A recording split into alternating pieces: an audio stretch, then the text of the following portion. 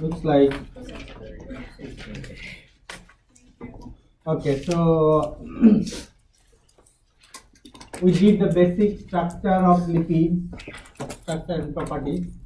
Today we will go into the how lipid is metabolized to give us energy. Correct? So basically, lipids are hydrocarbon chain containing fatty acid, and they are broken down into acetyl-CoA. Some basics: carbon atoms in fatty acid is present in the CH2 form, so it is highly reduced. Therefore, their oxidation gives you a lot of energy. And because of not much water there, they can be packed more efficiently than carbohydrates, but there is a lot of hydrogen bonds and all this stuff, correct? So they can pack very tightly, highly reduced carbon. That's why their oxidation can give you a lot of energy. That's why fatty acids are the more highly preferable form of energy storage.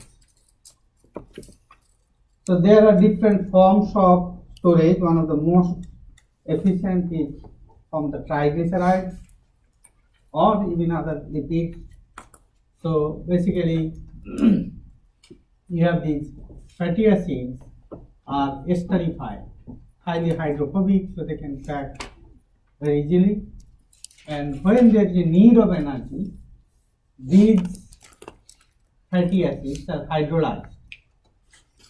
Okay, these fatty acids these esters are hydrolyzed to give you respective free fatty acids, and that can be degraded to acetyl-CoA, and in that process we get some energy. And once the acetyl-CoA is made, it enters into PCA cycle and oxidative phosphorylation. Correct? It gives you a lot of energy. So this is kind of normal overview of fat metabolism. When our body or cells are in need of energy, okay, let's give an example. When we are in emergency situation, correct?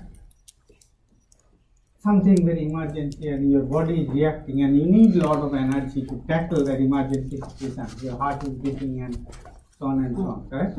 In those cases, one of the most important hormone which tackles those emergency situation is adrenaline, correct?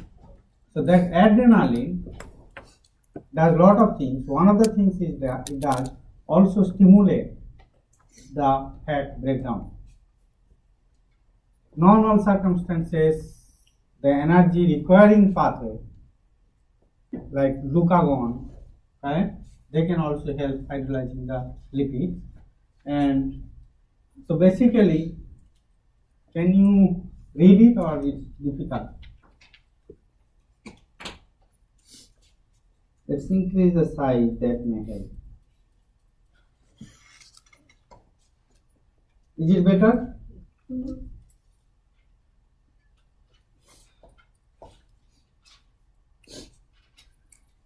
So basically, there are certain hormones. Every signaling in our body takes depending on the need, correct? So there is a signal turn on, there is a signal turn off. And in response to adrenaline, it binds to the respective receptor. There is a receptor, a class of receptor called beta adrenergic receptor or adrenaline sensitive receptor. They are called adrenergic receptors. Okay. So they get activated. Eventually, whole of this process eventually need to activate some lipase. So these are triglycerides. Triglycerides needs to be hydrolyzed, the ester bonds, correct? These ester bonds hydrolysis requires the class of enzyme which are called lipase. So all these signaling cascade eventually leads to lipase activation. Once lipase is activated, it starts to hydrolyze. So, very standard signaling pathway, epinephrine activates the receptor, it activates enzyme called adenylyl cyclase. We have studied this enzyme somewhere, adenylyl cyclase. What does it do? Adenylyl cyclase or adenylate cyclase. What does it do? Does it activate protein kinase A? Activate protein. That is true, but what is the end product? You produce cyclic AMP. So you take ATP, adenylate cyclase, cyclizes this from the cyclic AMP. Cyclic AMP is a second messenger. Somewhere there is a cyclic AMP production going on, that means there is active signaling going on. Whether it is adrenaline, whether it is insulin, okay, there is a often or cortisol, stress. So when there is a urgent need of something going on, we will see that some part of the brain high cyclic AMP production. The cyclic AMP activation, cyclic AMP production activates protein kinase A. Protein kinase A is a class of kinase, correct? So it phosphorylates somebody, it phosphorylates lipases, and lipase is activated. So many of these signaling cascade, nothing other than phosphorylation of XYZ, correct? So these receptors, adrenaline receptor or glucagon receptor, they also get phosphorylated. Their phosphorylation activates adenylyl cyclase, means this particular protein also likely get phosphorylated, and that's activation. Does it make sense? That activation leads to production of cyclic AMP. There are a lot of other signaling pathway details, but eventually it induces lipase. Lipase is a class of enzyme which hydrolyzes this lipid linkage. So you have triglycerides.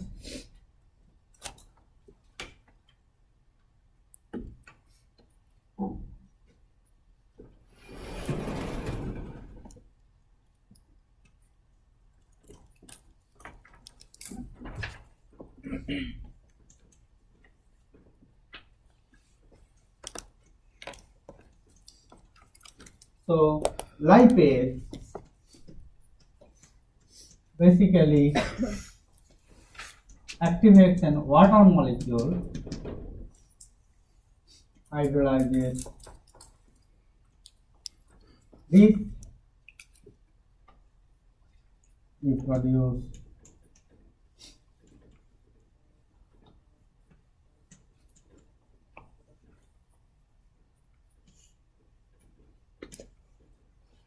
so this is triacylglycerol, triacylglycerol, plus here you have produced one 3 fatty acids, correct? And you produce diacylglycerol. Diacylglycerol, often they are also called DAGs. It can be further saponified, it can be further hydrolyzed with lipase to monoacyl glycerol. Does it make sense? So triacylglycerol are hydrolyzed by lipase class of enzyme. We produce DAG and MAG. In that process, you produce 3 fatty acids. Does it make sense? So these 3 fatty acids, when produced, they get into degradation pathway, and one of the very well studied pathways is that called beta oxidation. These are maybe 1940s, 50s, 60s work. So some of them are still continuing. So one of the thing which I like that 1960 you don't have the advanced technology, correct? You don't have DNA sequencing machine, you don't have NMR spectroscopy is coming up, but none of these advanced biochemical mass spec, protein mass spec, lipid mass spec, those are not that advanced. Still, I think people are pretty smart. If you look at photosynthesis, TCA cycle, glycolysis, those pathways are established long time ago, not today, but they are 100% correct. What is the method? What technique they have used to establish this metabolic pathway? Anybody? What technique people utilized to identify these metabolic steps? You don't have these advanced DNA sequencing or nothing, correct? Still people are smart. Any guess? We have studied some in glycolysis TCA cycle. How the glycolysis, let's say glycolysis cycle, TCA cycle glycolysis pathway is given to you and no instrument, how would you test it if it is correct or not?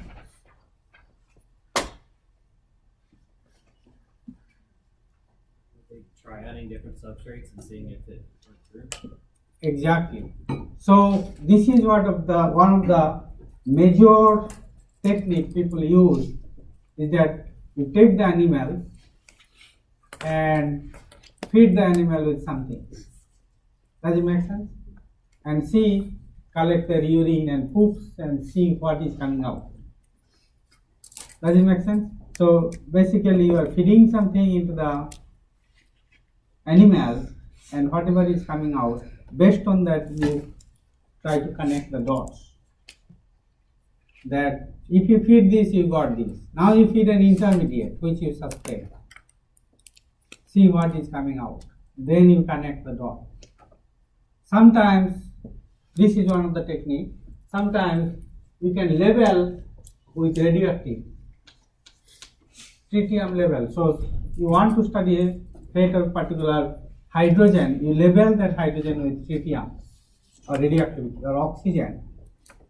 Correct? So you feed the animal with this radioactive molecule. See where the radioactive molecule is going. And after doing many experiments, you connect the dot from this to this to this. So whatever they connected the dot is actually very true. Correct? Here, the same thing has been done in lipid metabolism cases. So they feed the animal with different types of lipid. Next experiment.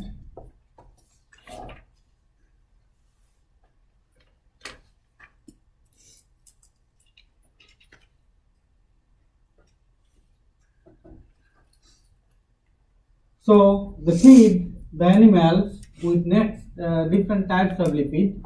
The one thing which we are going to talk is that they feed the animal with odd carbon chain containing fatty acids like 15 or even number carbon atom containing fatty acids and see what is coming out. So also they have used at the end one group which is different than CH2, which is phenyl group. It's kind of label. Does it make sense? Now, if this is fatty acid analogs with even number of carbon atoms, okay, if the same molecule has even number of carbon atoms, you would end up with phenyl acetate. Okay, let's do one chemistry here. Let's say phenyl CH2 how many is it? 1, 2, 3, 4, 5, 6, 7, 8. Correct? So this is C8 carbon chain. If normally breaks down here, 2 carbon, 2 carbon. What did I do something wrong? 1, 2, 3, 4, 5, 6, 7, 8.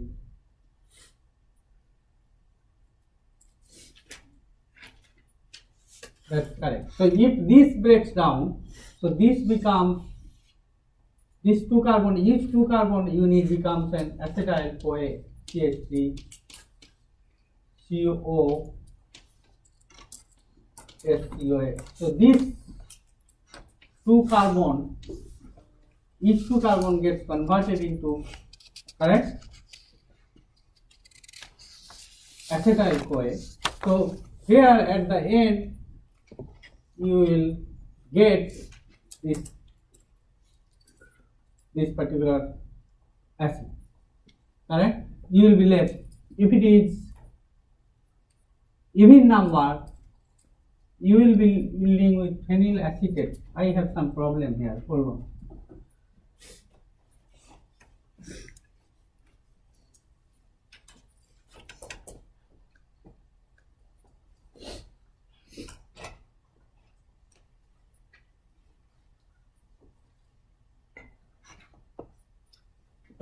That's fine. Okay. So what you will yield here, this carbon will not break. So this last one will be phenyl CH2 CO SCOA. Does it make sense? So it does not break here because you don't have a CH2 group here. Does it make sense? So you end up with this phenyl acetate. But if you have one more carbon here, pH CH2, then you do the all same. Okay, I just added this extra carbon here, so it breaks here, it breaks here, breaks here, breaks here.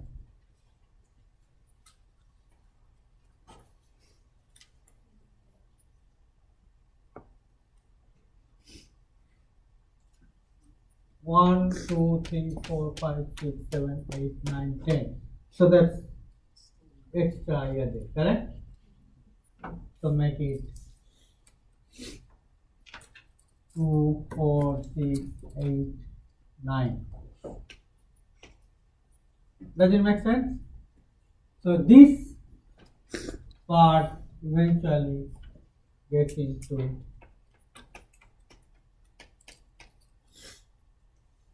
COOH. Does it make sense? Yes or no? Yes.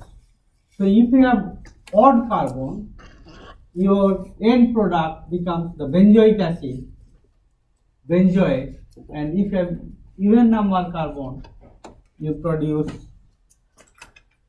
benzyl acetate, phenyl acetate. So this already suggests this end product analysis with the phenyl, when phenyl group as the labeling, you can predict that molecules are breaking into 2 carbon units. So this is one of the correct. You feed the molecule with odd carbon fatty acids with phenyl group at the end, or the even number of even or odd. If it is even, you end up with phenyl acetate, and if it is odd, because of this extra CH2, you produce phenyl acetate. So these experiments help us to conclude that the molecule is breaking into 2 carbon units. Okay, and whatever at the end is not 2 carbon is not available, it's breaking as a whole thing. So that's how it has been concluded that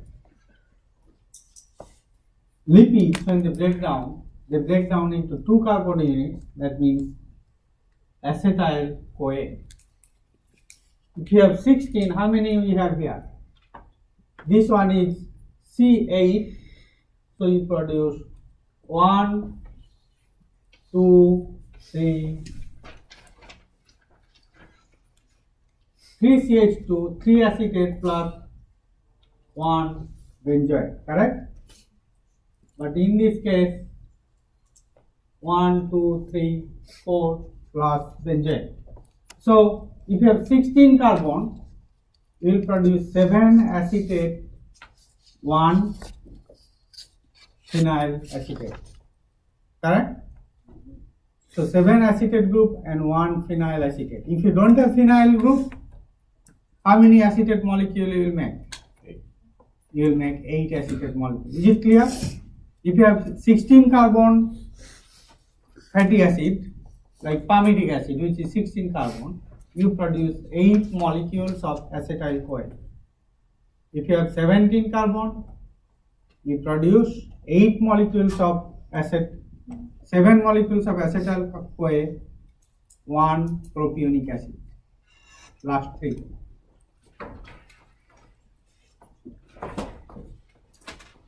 Okay, so let's go.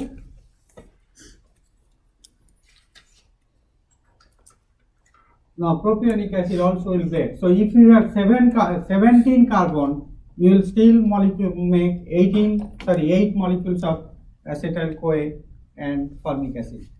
Does it make sense? So 2 carbon plus remaining extra.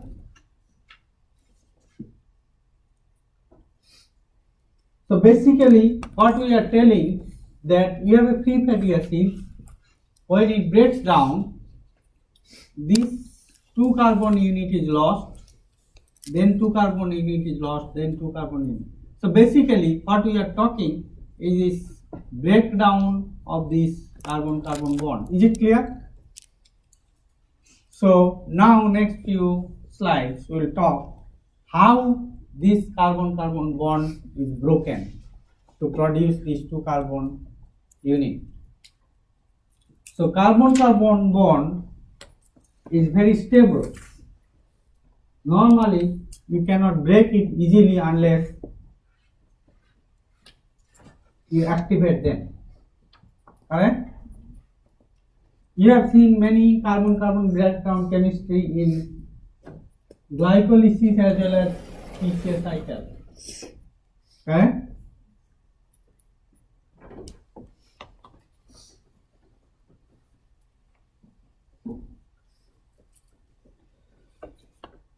So let's take an example of a fatty acid. Let's have CH2, CH2, CH2.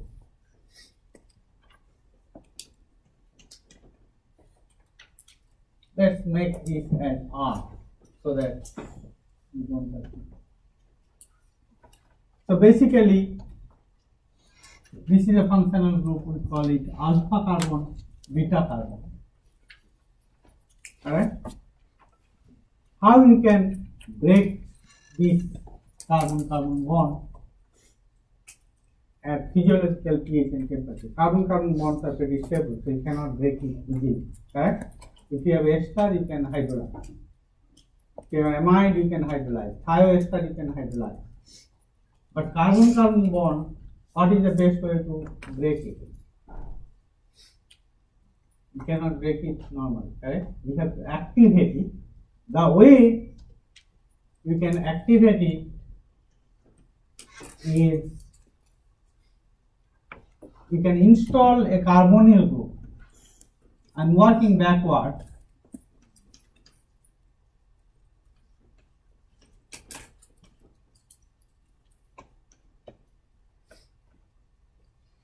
If you make this as a carbonyl, electron withdrawing, correct?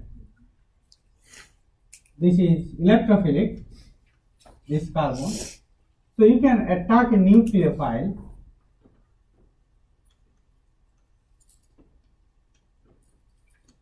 you can break this carbon-carbon bond, correct? Possible. this negative charge will be stabilized because of the carboxylic acid group. So the way it is done, you have to somehow make this carbonyl group. So you have to oxidize. You cannot directly, in physiological condition, you cannot directly oxidize this CH2 into carbonyl. So what you have to do is that you have to install a hydroxyl group. If you have this compound,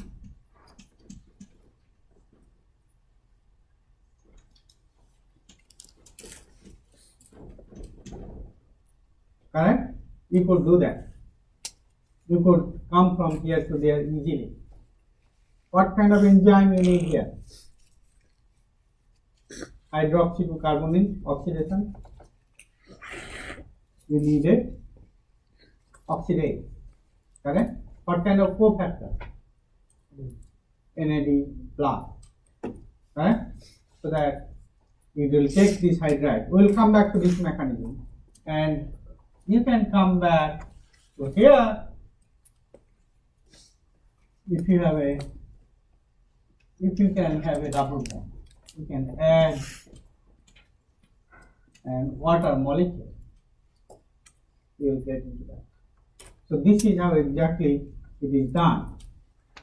So basically, first job that R alpha beta, you make a double bond. So you convert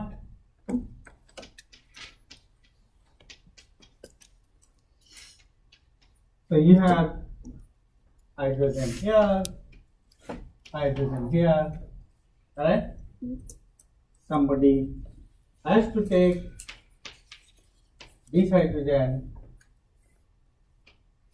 give this one, and take out this as hydride. Does it make sense?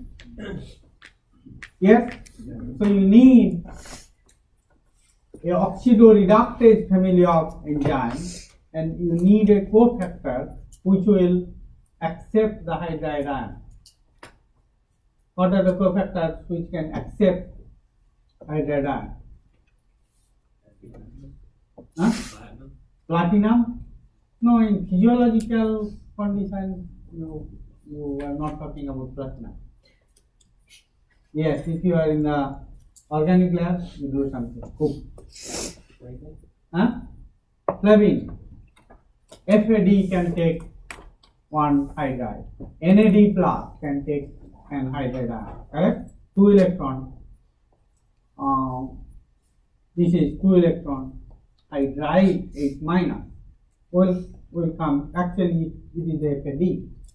So you need an FAD, and it becomes FAD8. Or it can further take, it becomes FADH2. Now we have made this double bond. Now you add a water molecule. Right? So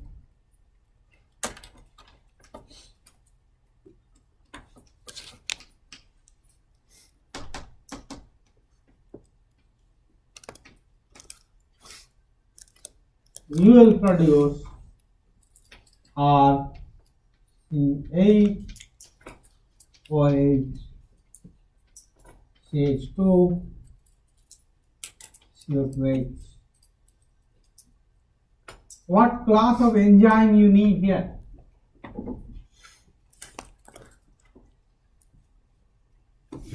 Adding water molecule to a double bond. What is the class of enzyme called? Hydrate. A little better. Hydratase is possible, but it has a class. You have seen this chemistry in earlier in PCS cycle. Succinic acid group, correct? Malic acid. lyase, the class of enzyme which adds lyase. Now you have this one, so you have a hydrogen. You want to oxidize this one.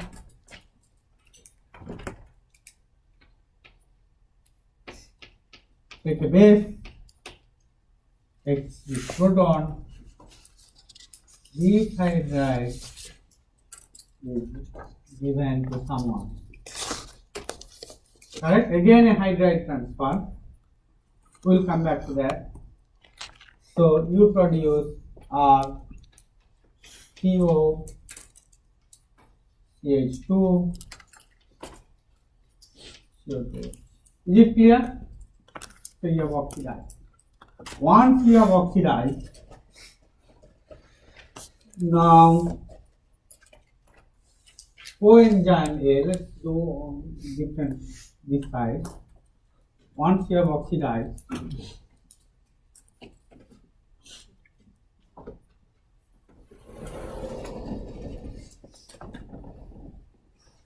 so you have produced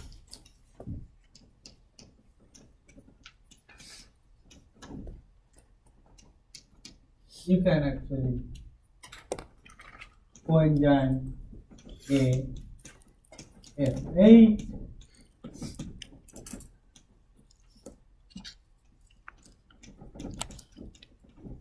so you will produce R CO COA plus this will also become CH3 CO. Yes, we will talk about a little bit. I missed deliberately a little bit part before beginning. Okay, so this is how the reaction takes place. So you have actually broken these 2 carbon. If you have started with 16 carbon, now this is 14 carbon, and this is 2 carbon, which is acetyl CoA. Now again, this can lose 2 carbon in the same way. So basically, what you are seeing here is in this process, the beta carbon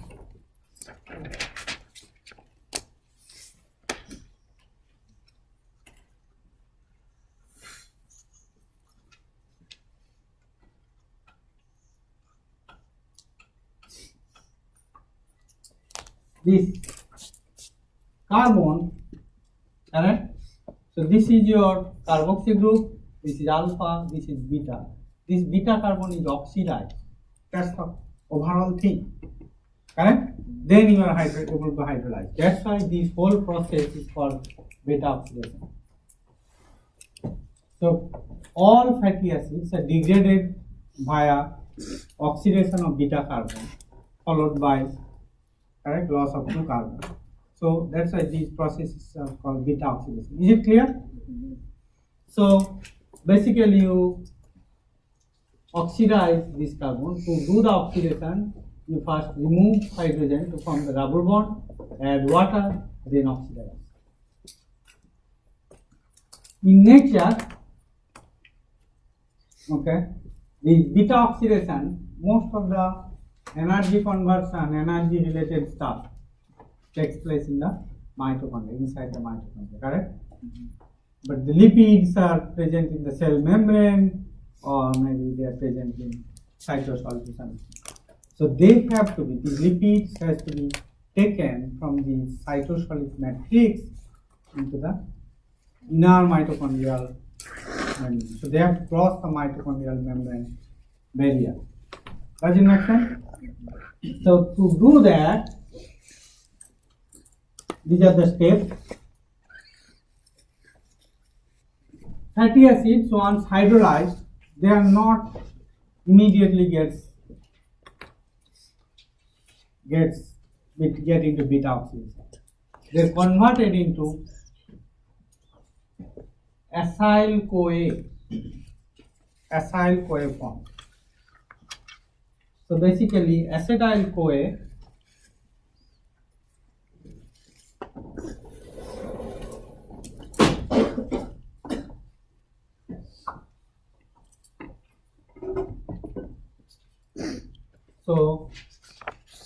are these fatty acids, they get converted into acyl CoA coenzyme A SH COS. What is coenzyme A? What it is? It's a cofactor, correct? What is the active functionality in coenzyme A? What is the function of coenzyme A? What does it do in the cell? You have studied BIOCHEM 1 cofactors, correct? Huh? Hydrogenase? No. Hydrogenase complex. Coenzyme A? No. What is the function of coenzyme A?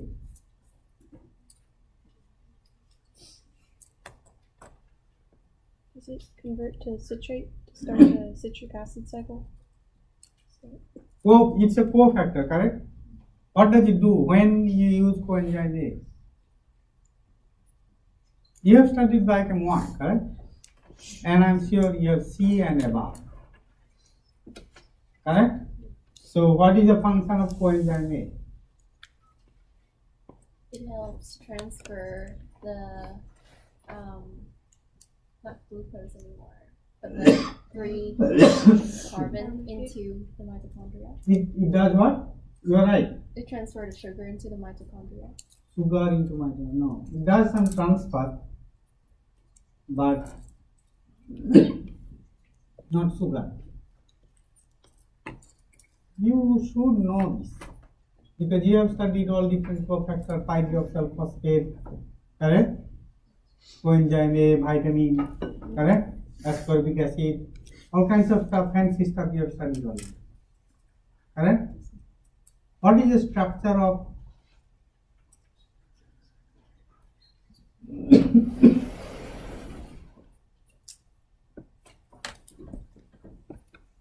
what is another name of coenzyme A?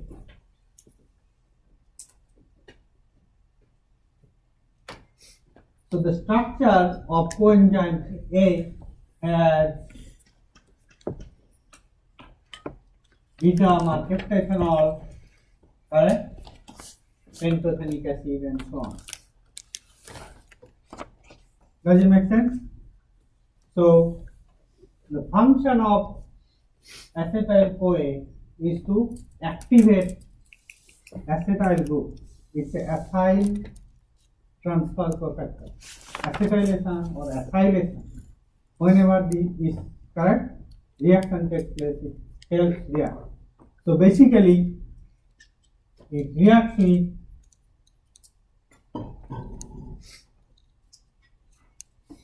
CH3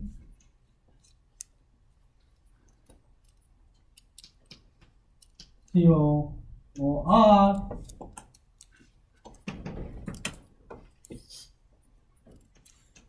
it produces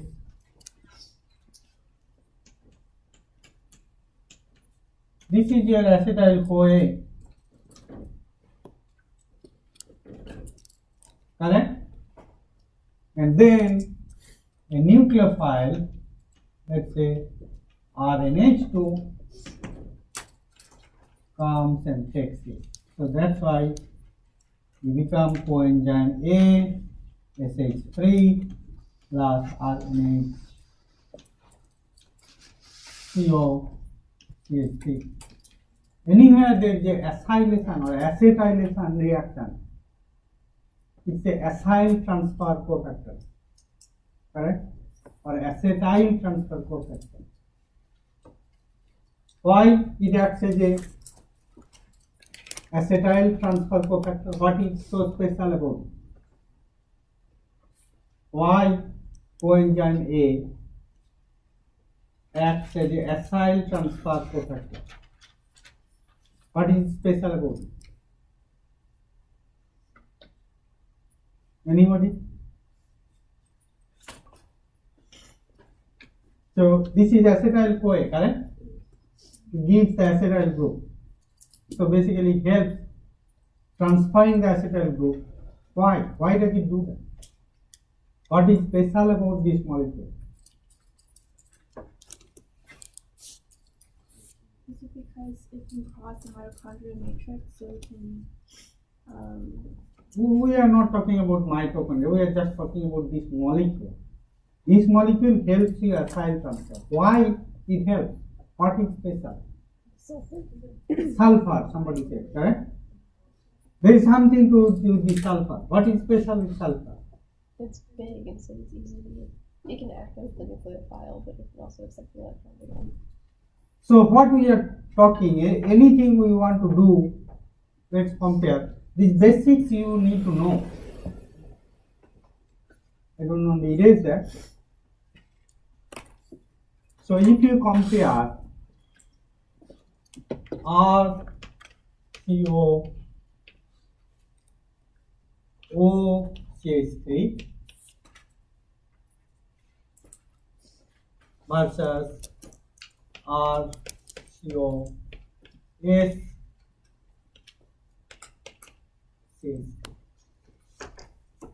this is a normal ester, correct? And what this is a thioester. Which one is more stable, this one or this one? This one is more stable. Why? If this is hydrolyzed, correct, you will produce RCOOH plus OCH3 minus. If this is hydrolyzed, you will produce RCOOH plus SCH3. Is it clear? Which reaction is facilitated? This one or that one? Right or left? Thio, correct? This is less stable because the sulfur is big in size compared to oxygen, so charge density is low, more stable. Does it make sense? So that's why this reaction is facilitated compared to this.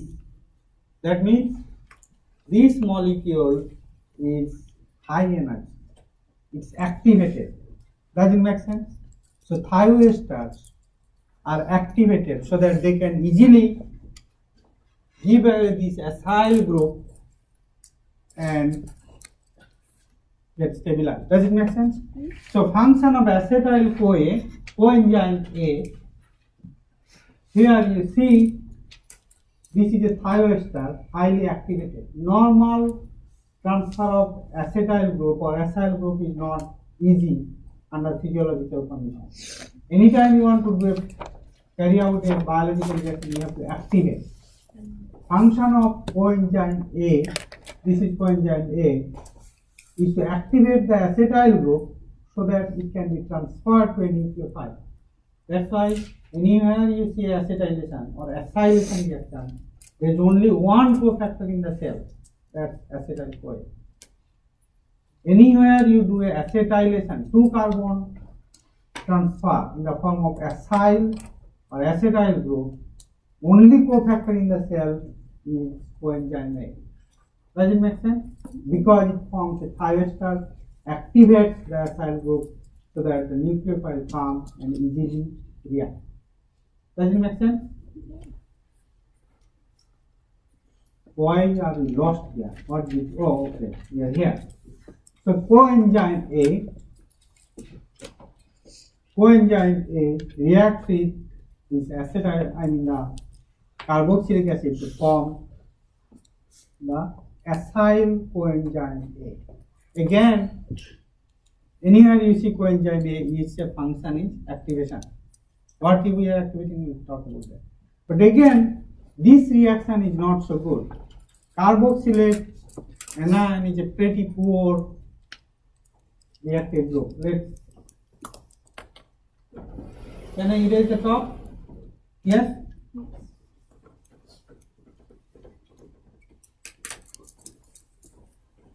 So you have a substrate R CO minus. It is O minus because it's the physiological pH. This will be O minus. Correct? What's the pH of this carboxylic acid group? 4.6. So at physiological pH, it is negative charge. Now it has to react with acetyl CoA, coenzyme A, SH, to form RCOS, CoA. Right? It's not going to react. This is not going to happen because it's extremely poor living group, even if it's protein. So again, to do this reaction, you need to activate this carboxylic acid group. So the way it is activated is that you need an ATP molecule, O minus, plus an ATP molecule, OP,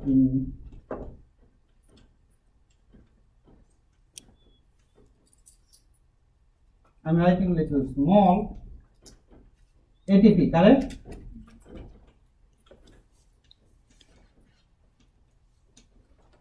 This nucleophile can react with this ATP molecule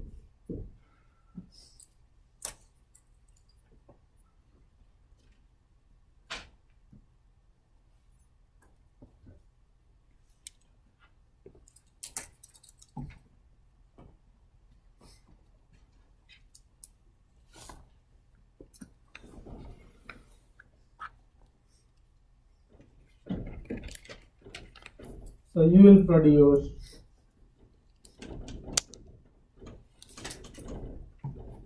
RCOO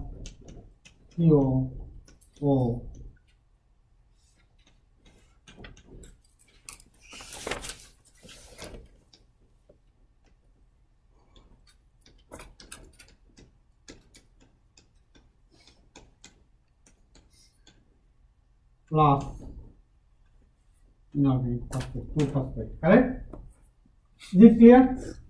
Yes or no? Now what type of linkage is this one?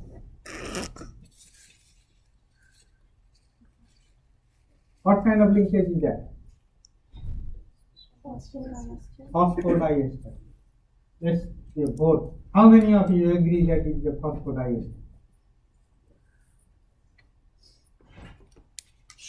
So there is 2 versus red. Is it a phosphodiester?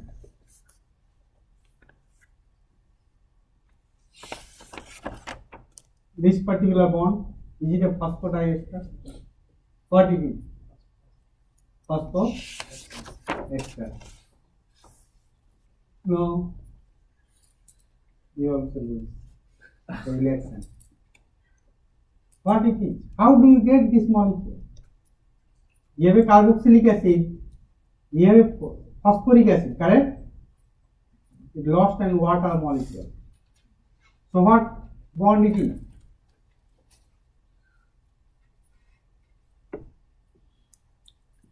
This basic chemist, I am not asking anything fancy. Just a diester? Diester, how do you make?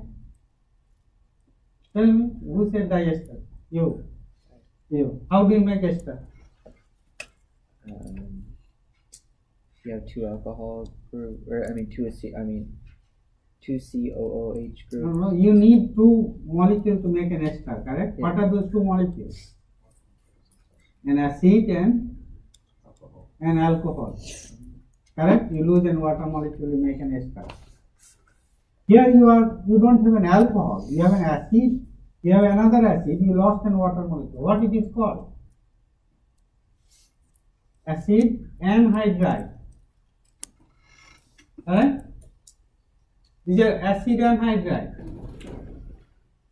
This basic chemistry, how can you forget? I studied many years ago. Correct? So if you take this one, two acids.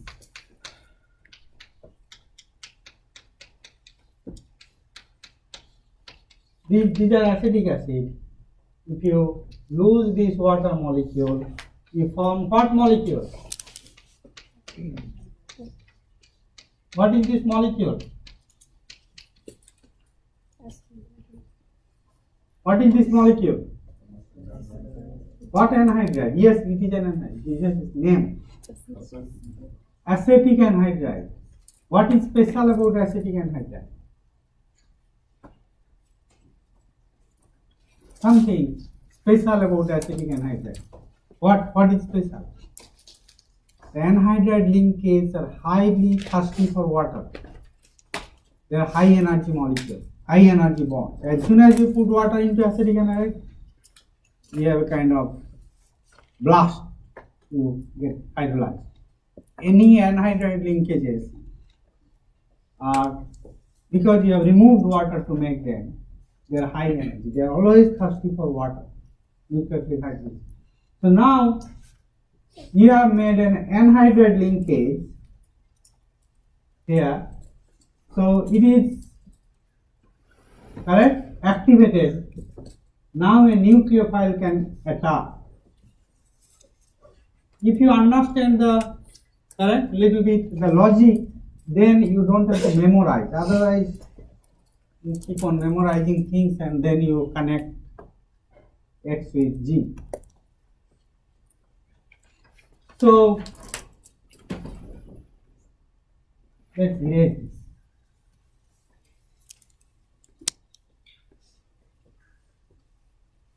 So because this is an anhydride linkage,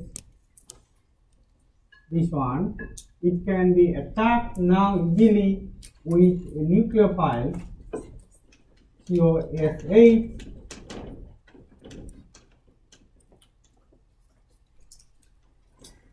correct?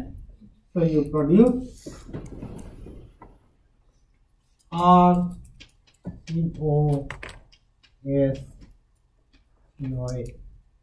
acyl CoA. These reactions you will encounter again and again in metabolism. Anywhere you want to activate a carboxylic acid group for something, okay?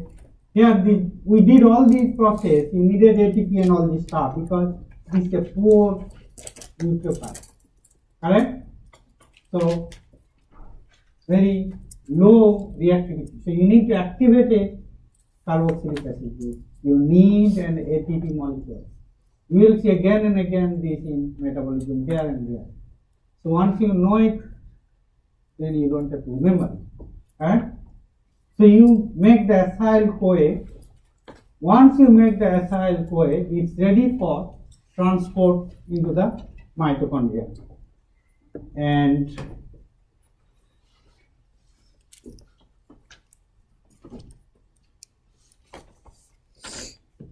so these are fatty acyl CoA, and now it will be transported to the mitochondria for beta oxidation. Short chain fatty acids can be directly taken into mitochondrial matrix just by diffusion. But long chain fatty acids cannot go that path. These are transported via another acyl carrier, which is called carnitine, L-carnitine. It's a kind of amino acid derivative. It's an amino acid derivative. Need to know that this is the structure of carnitine. So amine group, this is the acid group, and it has a hydroxy group. This is the acyl CoA. So basically, there is a trans-esterification, trans-thioesterification. This OH group is, SH group is lost in this nucleophilic attack by this hydroxyl group. So,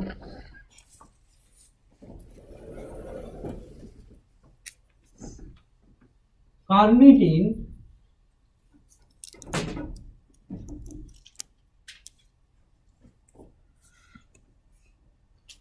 CO2H this hydroxyl group of carnitine, you have fatty acyl CoA, HCOA. This hydroxyl group acts as a nucleophile. You produce CH, CO2H, O, CO. So this is carnitine. Correct? So there is a transfer of whole fatty acyl chain to the carnitine. So you produce carnitine, acylated carnitine, acyl carnitine. Does it make sense? Once your acyl carnitine is made, there is a protein complex called carnitine acetyl transferase translocase. Translocase is here. This is acyl carnitine, O-acyl carnitine. This is taken inside the mitochondria by this carnitine acyl translocase, acyl carnitine translocase. So it's a transport. Acyl carnitine comes inside the mitochondria. Now again trans-esterified with acetyl CoA to again get back into acyl CoA. Is it clear? Yes or no? So there are several things. You have free fatty acids. It cannot be transported directly. Also for the beta oxidation, you need to convert it into acyl CoA form. Okay. So free fatty acid is first converted into acyl CoA. Correct? Then it is trans-esterified with carnitine for the transport purpose across the mitochondrial membrane. So acyl carnitine is formed. Acyl carnitine form is translocated inside by this translocase complex. Once it comes in, again this acyl group becomes acyl CoA with another coenzyme A. So now we have acylated CoA or fatty acyl CoA inside the mitochondrial matrix.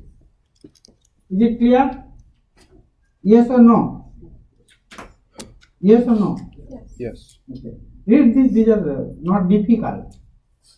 Once it is inside, now the beta oxidation. Beta oxidation already I discussed. Now I will go over a little bit slowly so that we understand. You have fatty acyl CoA, alpha and beta linkage, this carbon. So you need to hydroxylate this beta carbon, correct? So first step is you form a double bond, remove the hydride, correct? So you form a double bond, add a water molecule, hydrate, then oxidize, then nucleophilic attack of the acyl CoA into this beta carbon to break the carbon-carbon bond. We did this. Let's go over a little bit stepwise, the mechanism. Mechanism you need to understand because in your exam, there will be, I will ask you to draw the mechanism for a particular enzyme.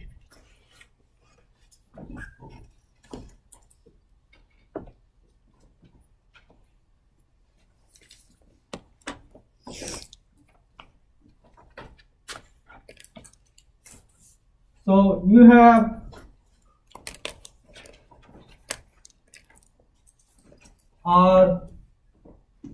CH2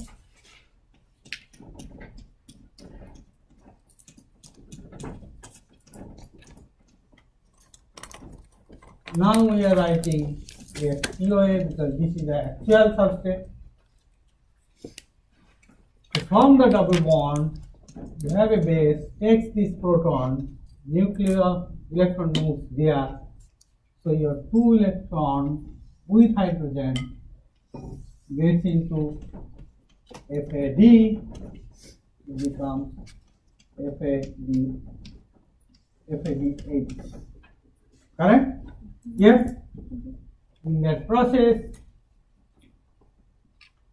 okay. So that leads to your CH,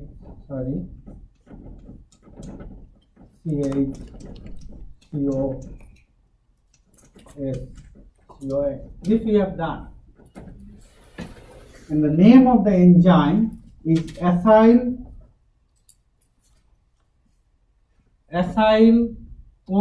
dehydrogenase. This is acyl-CoA, and the type of enzyme is a dehydrogenase. That's how you tell the name acyl-CoA dehydrogenase. Is it clear? So dehydrogenase sometimes use different cofactors. What are the cofactors dehydrogenase use? FAD, NAD, correct? NAD plus basically, not NAD, correct? Now, sometimes it use FAD, sometimes it use NAD.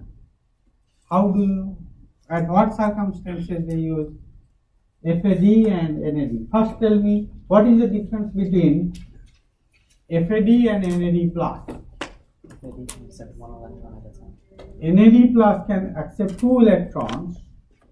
FAD can accept 1 or 2. That's correct. Normally FAD is enzyme bound. But now tell me, this is a 2 electron transfer reaction, correct? Because hydride is transferred. So how do you know FAD or NAD is used? NAD plus. Huh? Somebody said something. Oh, how will you, so it can use any of them, correct? How do you know that which one will be used?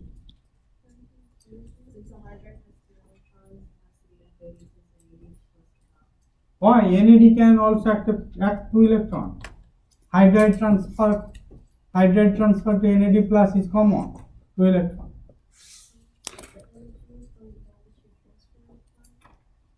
This problem is that this question I cannot answer. Okay, that depends on the enzyme. Okay, so, and also possibly other process. So, if enzyme is known to use FAD, then it will use FAD. So based on whatever the studies, you cannot change it in any plus. Okay, but so these are possibly the somewhere in the evolution somebody said, correct? Use FAD, and possibly energetics of the reaction favors the FAD over NAD plus. But that's the specific to enzyme, and like this particular dehydrogenase uses FAD, but another dehydrogenase can use NAD plus. Does it make sense? So this is acyl-CoA dehydrogenase. So FAD and then becomes FADH2, FADH2, correct? So you produce FADH2, and then you produce a double bond, and it's a trans enoyl CoA. Why enoyl? In is double bond, oil, correct? Enoyl ester. Does it make sense? And it is trans. Now you add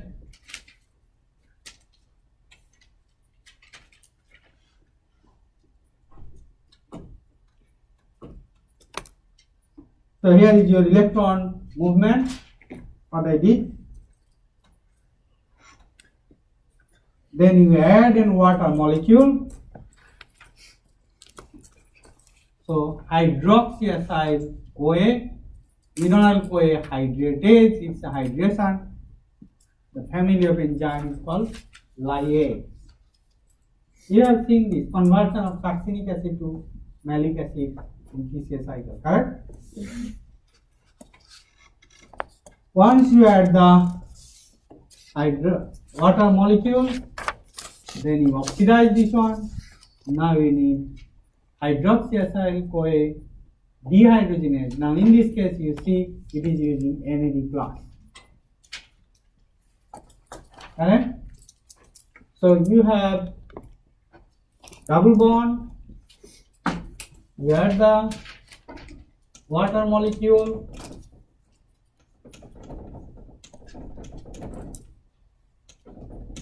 you should do the electron movement, and in your mechanism in the exam I will like to see the correct electron movement. So you produce CH, OH, CH2, CO, SCOA. Next is oxidation.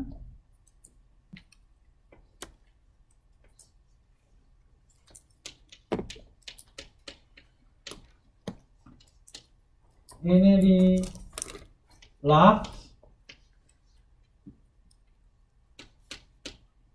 this is your NAD plus. I did not write the rest, correct? Yes? Now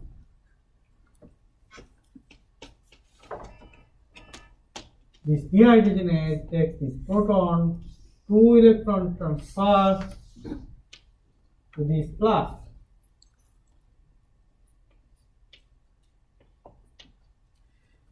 Is it clear? You produce RCO, CH2, CO, SCOA plus reduced NAD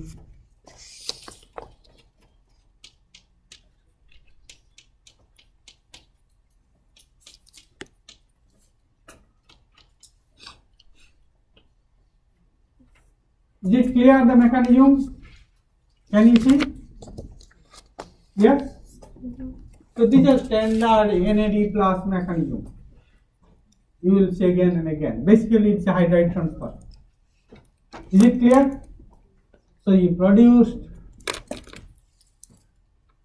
ketoacyl CoA. This group is, this carbon-carbon bond is now activated because this carbon is electrophilic. So another nucleophile, which is a coenzyme A, correct,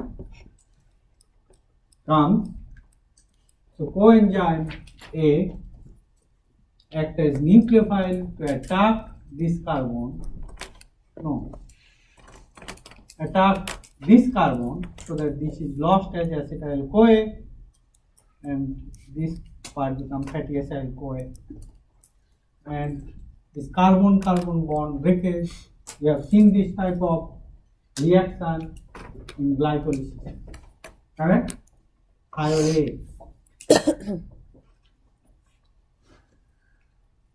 You produce 2 carbon short fatty acid plus acetyl CoA.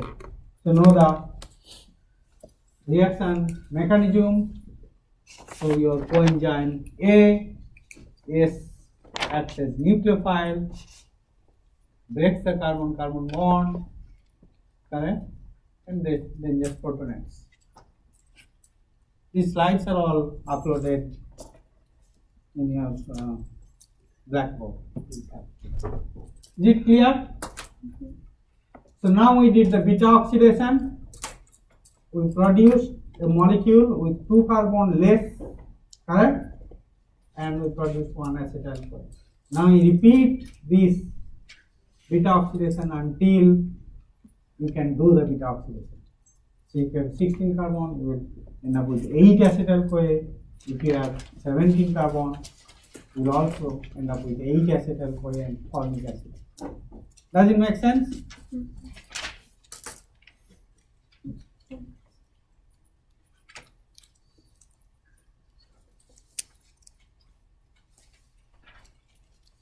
So this is, I can ask you, write down the whole beta oxidation pathway. Okay? You have to draw a hole, write the name of the enzymes and cofactors. Or I can ask you, Draw the reaction catalyzed by hydroxyacyl-CoA dehydrogenase. So mechanism, I can ask you the mechanism. So draw the mechanism, electron movement, correct? So in your exam, we'll have about 60% multiple choice and 40% free response. Maybe there will be 4 questions, 10 points each, correct? So if I ask you the mechanism, that will be 10 points. If I ask you the complete pathway, that's 10 points. Okay? So that I know that you are reading, you are drawing the reaction mechanism. I don't remember in my head anything. I just now from here to here, kind of take the path. Couple of times if you do, it stays in with you for rest of the life.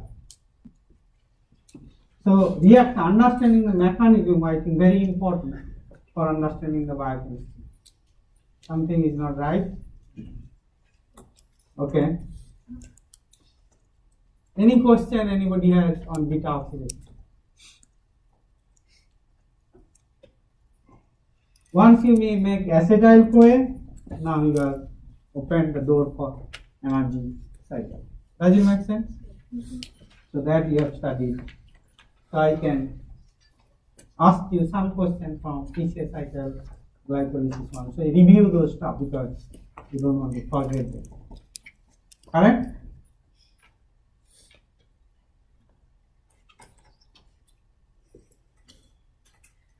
Our odd carbon fatty acids are oxidized. They go to the end until the propionyl CoA 3 carbon unit is reached. The same way. Correct? Propionic acid.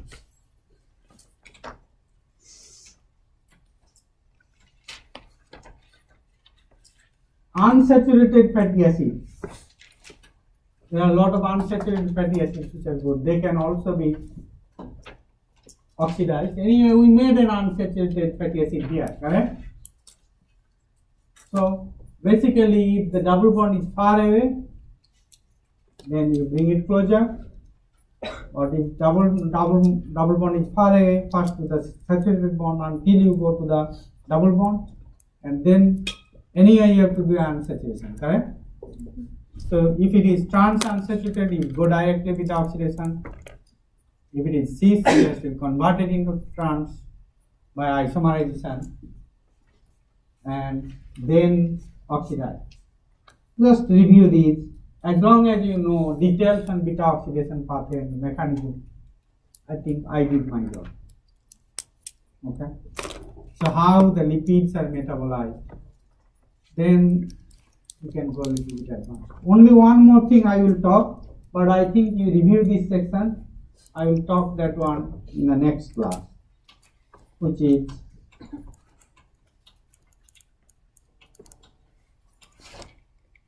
ketone bodies formation. I will talk about this in next class. So review your beta oxidation pathway mechanism. I think it's already a lot for one class, but understand the mechanism. That's very important.